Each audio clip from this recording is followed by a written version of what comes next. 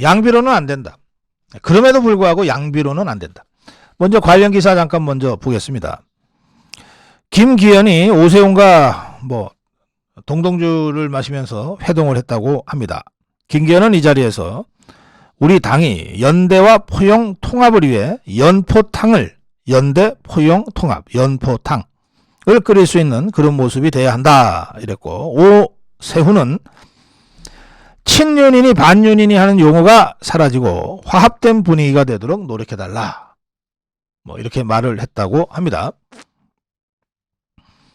또 김기현은 자신의 지지율이 1위로 나타난 여론조사를 거론하면서 이거 얼마나 기다렸을까 거론하면서 당심과 민심이 저에게 몰리고 있는 결과가 수치로 나타난 것이다 이렇게 강조했습니다. 안철수는 이대로 전당대회가 가면 당에 치유할 수 없는 깊은 상처와 분열을 남길 수 있다. 누구나 참여하는 아름다운 경쟁이 아니라 특정인을 향한 위험한 백태클이 난무한다. 또 김기현이 1위로 나온 여론조사를 둘러싼 공방이 계속되고 있지 않습니까? 이 문제 관련해서 여론조사 업체에서 그 전날 미리 어떤 식으로든 김기현이 1등이 될 거다라고 밝힌 바가 있다. 이런 여론조사가 어디 있냐? 여론조사 진위 자체를 밝혀야 한다. 그런데 이 여론조사 회사가 바로 리얼미터 아닙니까? 리얼미터는 여러분들 잘 아시는 대로 가장 믿을 수 없는 좌편향 여론조사 업체로 지목이 되어 왔습니다. 당연히 여심위에 등록되어 있는 가장 정치 여론조사를 많이 하는 업체인데, 이 김기현 1등 나온 이 여론조사는 묘하게 여심위에 신청을 하지 않았다고 합니다. 정당 지지율을 묻지 않아서 여론조사 여심위의 심의를 받지 않아도 발표 가능하다고 했던 모양인데 지금 그 리얼미터의 정치 여론조사가 여심위 심의를 받지 않고 발표한 것은 제가 아는 한 이게 처음입니다. 여러 가지로 이 리얼미터와 이택수의 이 행각이 정상적이지 않습니다. 지금까지 리얼미터가 보여온 것과도 많이 다른 모습을 지금 보이고 있습니다. 그래서 합리적 의심이 제기될 수밖에 없는 상황입니다. 여론조사를 리얼미터 하나만 하는 게 아닐 테니까, 만약에 리얼미터가 제대로 조사를 해서 그런 결과가 나왔다면 오늘 내일 더 발표될 여론조사에서도 김기현이 1등으로 나와야 되겠죠. 그래야 정상적이겠죠. 한번 지켜보십시다. 어떻게 될지.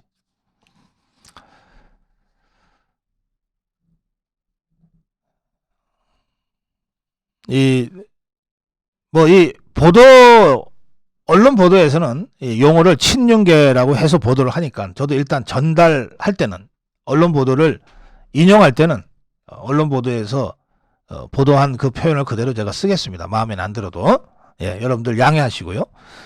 친윤계는 나경원을 겨냥해서 왜 장관이 못 됐는지 스스로 알 것이다. 이랬습니다. 김성태가 여기 또 나타나네. 이게 저 쌍방울 김성태 말고 옛날에 원내대표였던 그 김성태입니다. 이 사람이 왜 갑자기 여기 나타나는지 모르겠는데, 이 김성태가 라디오 인터뷰에서 이런 말을 했습니다. 나경원에 대해 외교부, 보건복지부 여러 자리 이야기가 있었다. 그러니까 외교부 장관, 보건복지부 장관 이런 이야기가 있었다. 구체적인 진행 절차도 있었던 걸로 안다. 그런데 발탁되지 못했다. 그 이유를 본인이 제일 잘 알 것이다. 장관 자리와는 달리 저출산 부위원장직은 국회 청문 절차 없이도 임명이 가능하다. 그걸 잘 유추해서 판단해 보면 된다. 그러니까 청문 절차가 있는 장관에는 임명되기 어려운 뭔가 하자가 있었다라고 하는 것을 사실상 대놓고 주장하는 인터뷰죠. 아닌 것 같이 하면서. 그래서 제가 김성태한테 정말 궁금한 질문이 생겼어요. 당신이 뭔데? 어떻게 이런 얘기를 할지? 이게 인사권인데, 인사과정의 검증인데 어떻게 가장 내밀하게 또 비밀을 지켜가면서 진행되는 이 인사와 검증, 이걸 어떻게 김성대 같은 자가 이렇게 알고 대놓고 떠들 정도가 됐지? 어떻게 알았을까? 대통령실에서 가르쳐줬나? 그럴 리는 없다.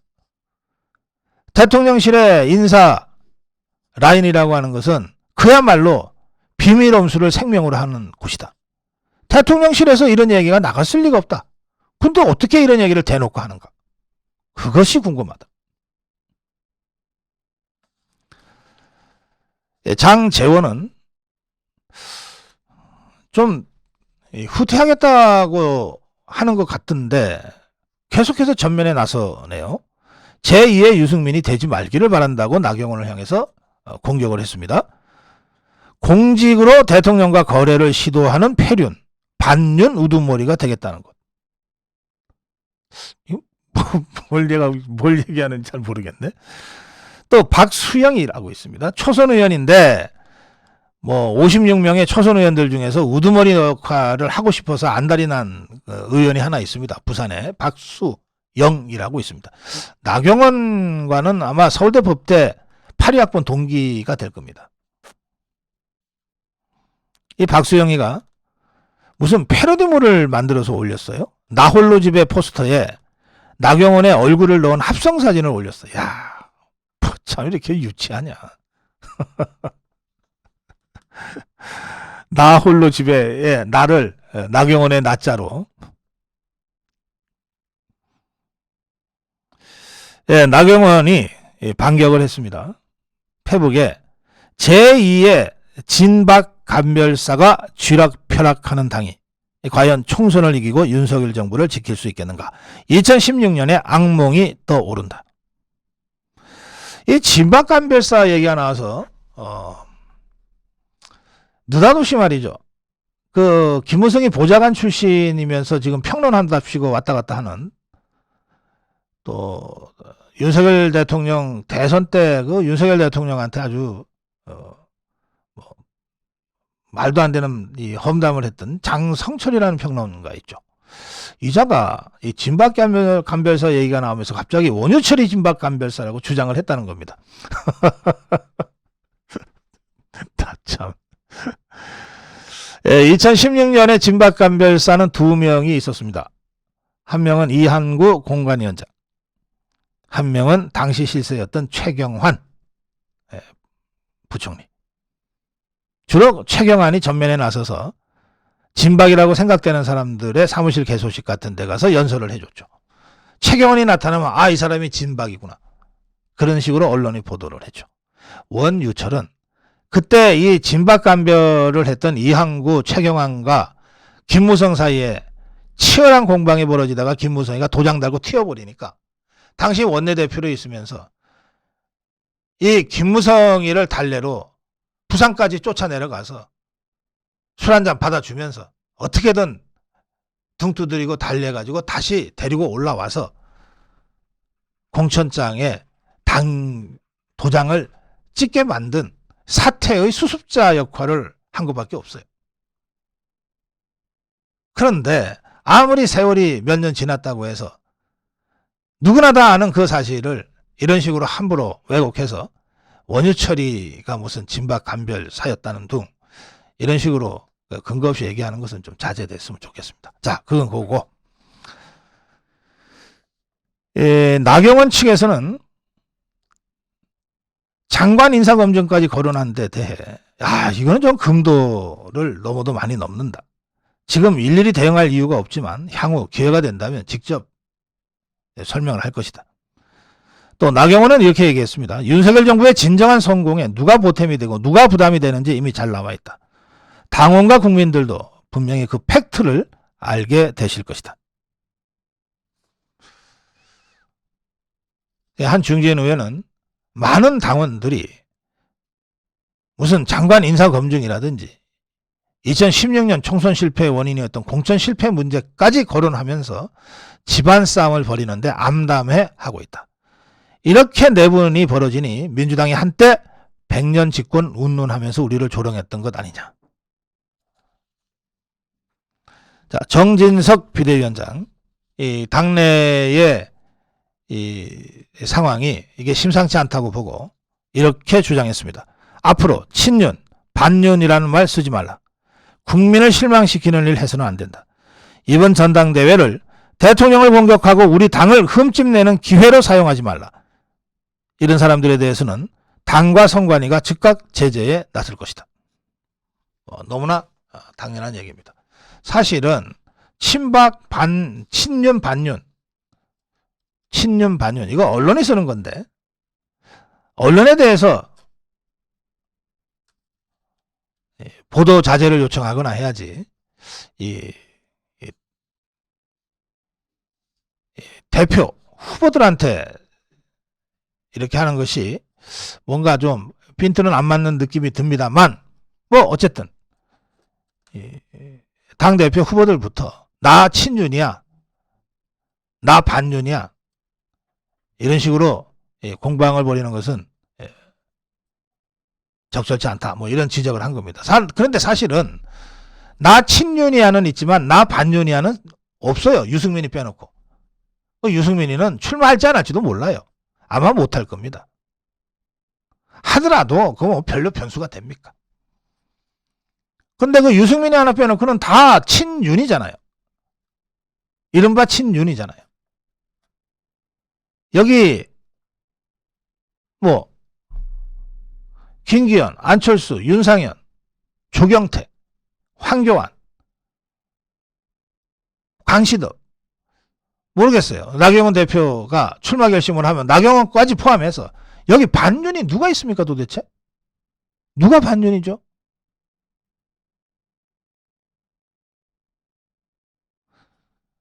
대통령을 끌어들이고 대통령을 등에 업지 않으면 경쟁력이 안 생기는 쪽에서 자꾸 다른 후보들을 반윤이라고 몰아치는 거예요.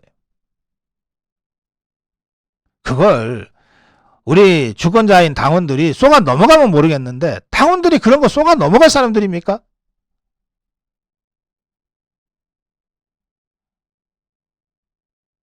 상대 후보를 반윤이라고 공격하는 것 자체가 제가 경쟁력이 없어요 라고 고백하는 것과 뭐가 다르냔 말이에요. 자, 그래서 제가 오늘 고성국 칼럼 이렇게 주장합니다.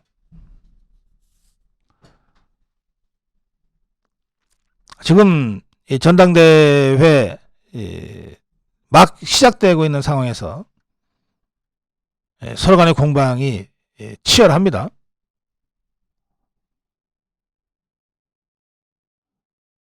그리고 언론들이 이 공방을 재미있는 무슨 진흙탕 싸움으로 보고 이걸 양비론이라는 틀을 가지고 덮어 씌웁니다.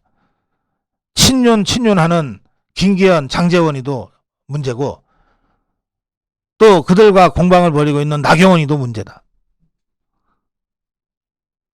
아니 길 가다가 접촉사고가 나도 누가 더 잘못이 큰지를 가리게 돼 있어요. 아니 뭐 우리 서로 치고받았으니까 그냥 똑같이 잘못한 걸로 칩시다 하고 그냥 헤어집니까? 누가 먼저 사고를 쳤냐, 누가 사고를 원인을 제공했냐, 이런 거 다 따지잖아요. 저는 지금의 이 공방을 누가 먼저 시작했냐를 정확하게 확인하는 것이 중요하다고 생각합니다. 누가 먼저 시작했습니까? 지금의 전당대회를 제가 그렇게 2주 넘게 목이 쉬도록 대통령 끌어들이지 마라, 인신공격하지 마라, 계파 정치를 넘어서라, 당 전체가 축제의 장이 되도록 만들어 가야 된다, 2주 동안 목이 쉬게 주장했는데도 대통령을 먼저 끌어들인 세력이 있잖아요. 계파 정치, 먼저 세를 과시한 패도 정치를 먼저 시작한 쪽이 있잖아요. 왜 그들과 한참 당하다가 이제는 정말 출마할 수밖에 없게 몰렸다라고 하는 일종의 피해자를 왜 똑같이 양비론의 구도 속에서 같이 비난합니까? 그게 정당한 거예요? 애초에 개인 경쟁력으로는 한 자리 숫자밖에 안 나오던 사람을 억지로 5, 60명의 국회의원들이 달려들어서 대통령과 가장 가깝다고 알려져 있는 장제원이가 직접 나서서 여기까지 만들어 오고 그 과정에서 출마할지 말지 결론도 내지 않은 상태에 나경원을 끊임없이 갖다 대고 비난하고 자격이 있니 없니 아예 출마 자체를 못하게 만들려고 했던 그 세력이 실제로 존재하잖아요. 지금의 진흙탕 싸움을 누가 먼저 시작했냐 말이에요. 그리고 지금의 전당대회를 왜 이 진흙탕 싸움으로 끌고 왔는지 이유도 명백하잖아.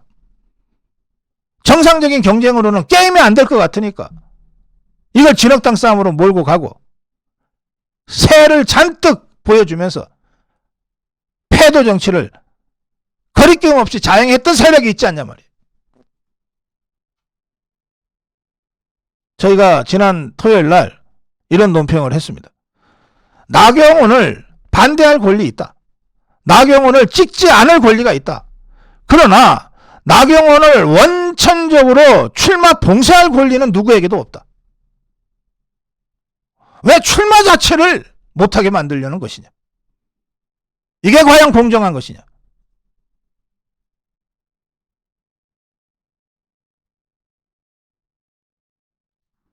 저는 그런 점에서 이런 식의 양비론을 구사하는 언론이나 이런 양비론에 매몰돼서 김기현도 싫고 나경원도 싫다라고 여러분들이 반응하시면 안 된다는 거예요. 둘 다 싫을 수 있어요. 그러나 그 중에 더 싫고 더 나쁜 자를 가려내야지. 둘 다 싫고 둘 다 잘못됐지만 그중 그래도 덜 잘못하고 덜 싫은 사람을 가려내서 누군가를 찍어야 된단 말이에요. 그게 유권자인 여러분들의 책임이에요.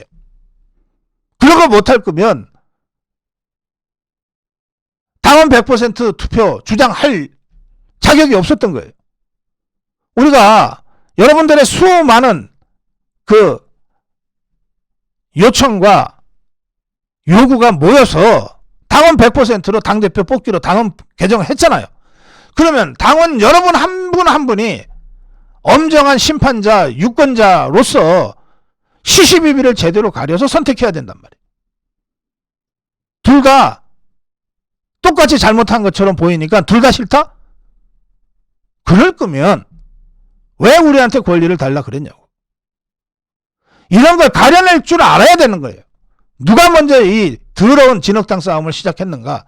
누가 먼저 새를 앞세워서 이렇게 패도적 정치를 드라이브하고 있는가? 이걸 가려내고 먼저 시작한 자, 먼저 진흙탕으로 만든 자들에 대한 강력한 비판을 함으로써 지금의 전당대회가 모두의 축제로 승화될 수 있도록 만들어야 될 책임이 여러분들한테도 있다는 거예요. 오늘 고성국 칼럼. 그럼에도 양비론에 빠져서는 안 된다. 누군가 더 잘못한 자들이 있고 덜 잘못한 자가 있다. 가려내야 된다. 누가 먼저 시작했는지, 누가 이렇게 진흙탕으로 만들고 있는지 엄격하게 가려내고 표로서 심판해야 된다. 그래야 여러분들이 진정한 당의 주인이 될 수 있다. 고성국 칼럼이었습니다.